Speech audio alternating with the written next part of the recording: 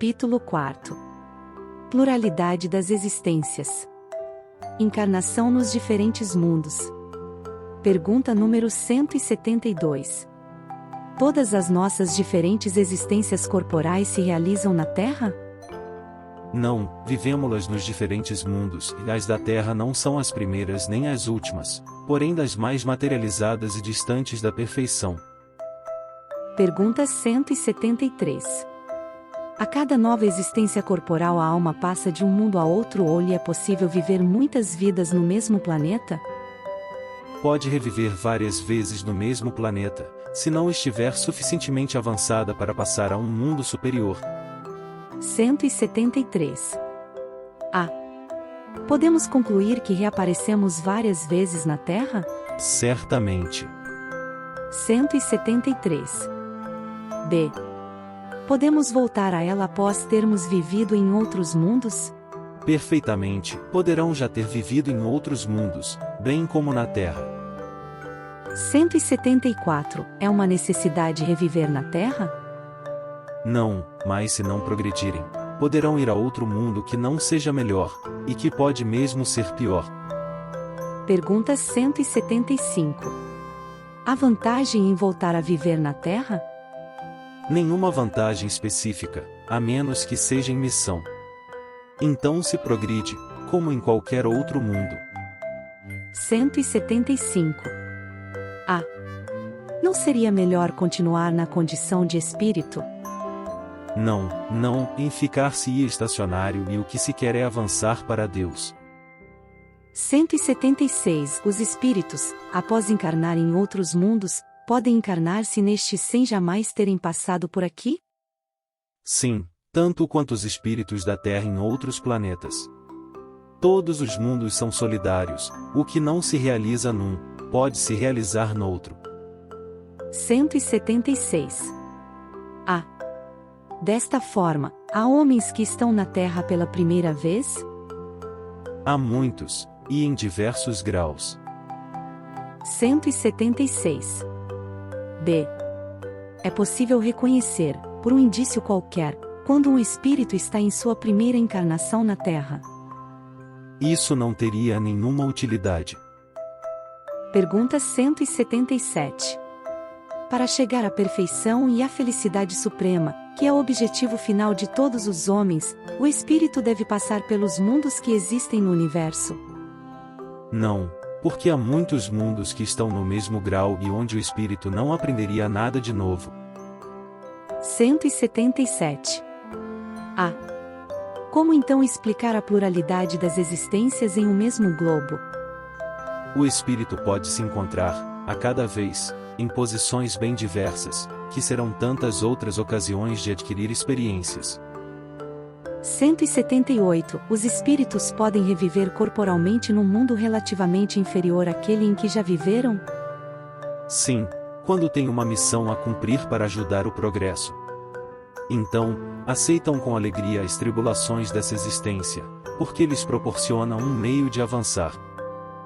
178. A. Isso também não pode acontecer como expiação? Deus não pode enviar espíritos rebeldes a mundos inferiores? Os espíritos podem permanecer estacionários, nunca, porém, retrogradam. Sua punição consiste em não avançar e ter de recomeçar as existências mal vividas em um meio adequado à sua natureza. 178. B. Quais são os que devem recomeçar a mesma existência? Os que falharam em sua missão ou em suas provas. 179. Os seres que habitam cada mundo estão todos no mesmo grau de perfeição? Não, é como na Terra, há espíritos mais avançados, outros menos. Pergunta 180. Ao passar deste mundo para outro, o espírito conserva o mesmo nível de inteligência que teve aqui? Sem dúvida, a inteligência não se perde. Entretanto, o espírito pode não dispor dos mesmos recursos para manifestá-la. Isso depende da sua superioridade e do estado do corpo que adquirir. Ver influência do organismo, a questão 367. 181. Os seres que habitam os diferentes mundos têm corpos similares aos nossos? Naturalmente que têm corpos, pois é necessário que o espírito seja revestido de matéria para agir sobre ela, mas esse envoltório é mais ou menos material, segundo o grau de pureza que os espíritos chegaram, e é o que determina a diferença entre os mundos que devemos percorrer. Há várias moradas na casa de nosso Pai e, portanto, vários graus de evolução. Alguns o sabem e têm consciência disso aqui na Terra, outros absolutamente nada sabem. 182. Podemos conhecer, exatamente, o estado físico e moral dos diferentes mundos? Nós, espíritos, podemos responder apenas de acordo com o vosso grau evolutivo. Quer dizer que não devemos revelar estas coisas a todos, porque nem todos estão em condições de compreendê-las e isso os perturbaria. À medida que o espírito se purifica, o corpo que o reveste se aproxima, igualmente, da natureza espírita. Quando a matéria é menos densa, ele não se move mais penosamente sobre o solo, as necessidades físicas são menos grosseiras, os seres vivos não mais precisam se destruir para se alimentar. O espírito está mais livre e tem, para coisas distantes, percepções que nos são desconhecidas. Ele vê pelos olhos do corpo o que vemos apenas pelo pensamento.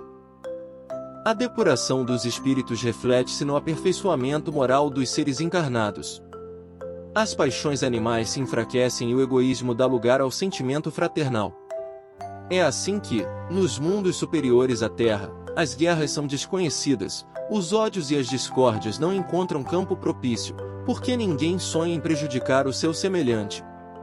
A intuição que têm do futuro, a segurança que lhes dá uma consciência isenta de remorsos, fazem com que a morte não lhes cause nenhuma apreensão. Recebem-na sem medo e como uma simples transformação. A duração da vida, nos diferentes mundos, parece ser proporcional ao grau de superioridade física e moral desses mundos, e isto é perfeitamente racional. Quanto menos material o corpo, menos sujeito às vicissitudes que o desorganizam. Quanto mais puro o espírito, menos paixões o debilitam. Este é um auxílio da providência, que deseja, desta forma, abreviar os sofrimentos. Pergunta 183. Ao passar de um mundo a outro, o espírito passa por nova infância? A infância significa para todos uma transição necessária, mas não é sempre tão ingênua como na Terra. 184. Pode o espírito escolher o novo mundo em que habitará? Nem sempre, mas pode pedir e obter, se houver merecimento, porque os mundos são acessíveis aos espíritos apenas segundo o grau de sua elevação. 184. A. Se o espírito nada solicitar, o que determina o mundo em que irá se reencarnar? O grau de sua elevação. Pergunta 185. O estado físico e moral dos seres vivos é perpetuamente o mesmo em cada planeta? Não. Os mundos também estão submetidos à lei do progresso. Todos começaram como a Terra, por um estado inferior, e ela mesma sofrerá uma transformação semelhante, tornando-se um paraíso terrestre quando os homens se houverem tornado melhores. É assim que as raças, que hoje povoam a Terra, desaparecerão um dia e serão substituídas por seres cada vez mais perfeitos. Essas raças transformadas sucederão à atual, como esta sucedeu a outras ainda menos evoluídas. Pergunta 186. Há mundos em que o espírito, deixando de viver num corpo material, tem por envoltório único somente o perispírito? Sim, e esse envoltório torna-se tão etéreo que é como se não existisse. Esse é o estado dos espíritos puros. 187. Disso parece resultar que não há uma demarcação precisa entre o estado das últimas encarnações e o do espírito puro? Tal demarcação não existe. A diferenciação entre um e outro se dilui aos poucos e acaba por tornar-se imperceptível, tal como a noite ante as primeiras claridades do alvorecer. Pergunta 188. Os espíritos puros habitam mundos especiais, ou se encontram no espaço universal, sem estar ligados de modo particular a nenhum? Habitam certos mundos, mas não estão confinados como os homens à Terra. podem, melhor que os outros seres, estar em toda parte,